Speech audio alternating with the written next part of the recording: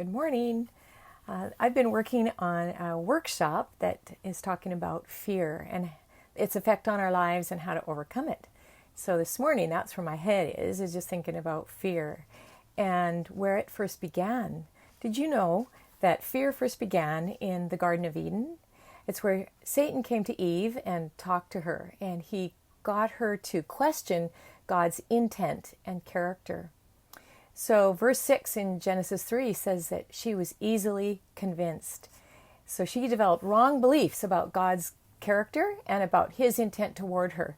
And those wrong beliefs about God led to wrong behaviors. She caved in and she ate the forbidden fruit. Well, when that happened, then they ended up, Adam and Eve ended up realizing that they were naked, so they covered themselves up with fig leaves. And instead of enjoying that sweet fellowship with God as they had in the past, he came looking for them, but they'd hidden in the trees. Why? Because they were afraid of him. Now, I want to think that Satan is not such a smart dude as we might give him credit for. So he knows that if one strategy worked, he'll probably use that same strategy again and again. So he'll come looking for us to use the same strategy on us that he used on Eve. And if he can get us to question God's intent or character, then we too might be easily convinced. And so when we're in a hard time like this, we're particularly vulnerable. And he'll put thoughts into our head like, is God really trustworthy? Is he really sovereign over this mess that the world is in? Is he really able to care for us? Is he really able to provide for us even though we might lose our job? Does he really care for our families if we've got a loved one who's sick and we can't be with that loved one as they suffer in the hospital? And so that's how he'll come about it. He'll put those little thoughts into our head. But I want to say that we need to be aware of his strategy. So let's stand strong. Let's not cave like Eve did and be easily convinced that he is questionable in his character and intent toward us.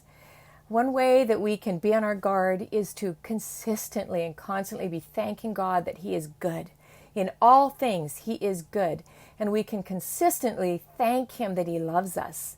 Even when it looks like he might not, because of circumstances, that's not the case. So let's be on our guard, be thanking him for his love and for his intent toward us. We don't have to look far to see evidence of his love. And I just want to say that the more we focus on him as our first love, the more we work on that love relationship, enjoying his love and loving him as the way he deserves, the more we will understand his character and intent toward us. The more we understand that, the less likely we are to be convinced of anything that's untrue.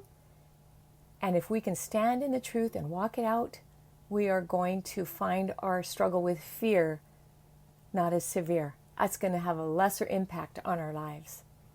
So I'm going to work on that, just being more aware of that little voice in my head that tries to get me to question who God is. Because I know that the more I focus on the truth and walk it out, the less likely I am to do something that's wrong, that's just fear-driven.